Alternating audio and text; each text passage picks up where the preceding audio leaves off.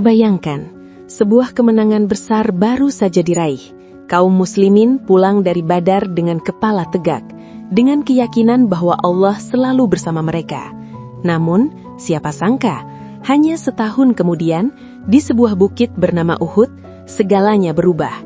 Kemenangan berubah menjadi ujian, ketaatan diuji oleh dunia, dan cinta kepada Rasulullah Shallallahu Alaihi Wasallam dibuktikan dengan darah dan air mata. Inilah kisah Perang Uhud. Setelah kekalahan telak kaum Quraisy di Perang Badar, rasa dendam membara di dada mereka.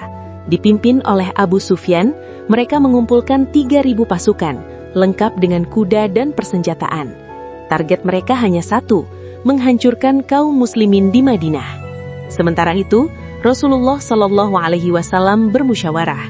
Awalnya, beliau ingin bertahan di dalam kota, namun sebagian sahabat, terutama yang belum ikut Badar, ingin keluar dan menghadapi musuh di medan terbuka. Akhirnya, keputusan diambil. Kaum muslimin berangkat dengan jumlah sekitar 1.000 pasukan. Namun, di tengah perjalanan, 300 orang munafik di bawah pimpinan Abdullah bin Ubay mundur. Tinggallah 700 orang menghadapi 3.000 musuh. Rasulullah Shallallahu Alaihi Wasallam menyusun strategi yang cerdas. Beliau menempatkan 50 pemanah di atas Bukit Uhud, dipimpin oleh Abdullah bin Jubair. Pesan beliau sangat tegas, jangan tinggalkan posisi kalian, apapun yang terjadi, baik kami menang atau kalah. Pertempuran pun dimulai. Dengan semangat iman, kaum muslimin menyerang dengan keberanian luar biasa. Barisan Quraisy mulai goyah. Mereka mundur, bahkan lari. Kemenangan sudah di depan mata. Para pemanah di atas bukit melihat harta rampasan mulai dikumpulkan, dan disinilah ujian itu dimulai. Sebagian dari mereka berkata, kita sudah menang, mari turun dan ambil bagian kita. Padahal perintah Rasulullah Shallallahu Alaihi Wasallam jelas, jangan tinggalkan posisi. Namun godaan dunia membuat sebagian besar turun dari bukit. Tinggallah hanya sedikit yang bertahan. Kesempatan itu tidak disia-siakan. Khalid bin Walid yang saat itu masih di pihak Quraisy melihat celah tersebut. Dengan pasukan kavaleri, ia memutar dan menyerang dari belakang. Kaum muslimin terkejut. Barisan yang tadinya menang, kini kacau. Serangan datang dari depan dan belakang. Kekacauan melanda. Di tengah kekacauan itu, tersebar kabar mengerikan. Rasulullah telah wafat. Sebagian sahabat terhenti, sebagian lainnya kehilangan arah. Namun, itu tidak benar. Rasulullah Shallallahu Alaihi Wasallam masih hidup meski luka parah.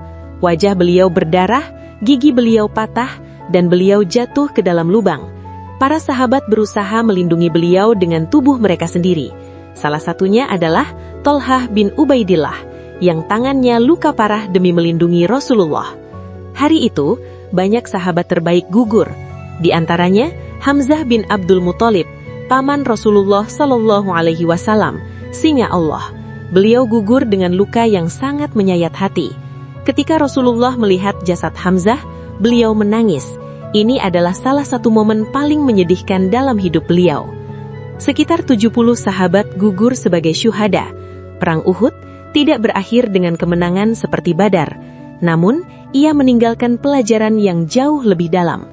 Perang Uhud mengajarkan kita bahwa kemenangan bukan hanya soal jumlah, bukan hanya soal strategi, tapi tentang ketaatan. Satu pelanggaran kecil bisa mengubah segalanya. Allah ingin mengajarkan bahwa umat ini harus disiplin, harus taat, dan tidak tergoda oleh dunia. Dan yang paling menyentuh, di tengah luka, di tengah kekalahan, Rasulullah tidak berhenti mencintai umatnya. Beliau tetap berdoa, tetap memaafkan, tetap memimpin.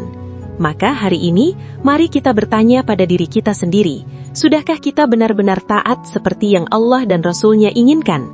Jika kamu mendapatkan pelajaran dari kisah ini, jangan lupa like, share, dan subscribe agar lebih banyak orang tersentuh dan semakin dekat dengan kisah Rasulullah.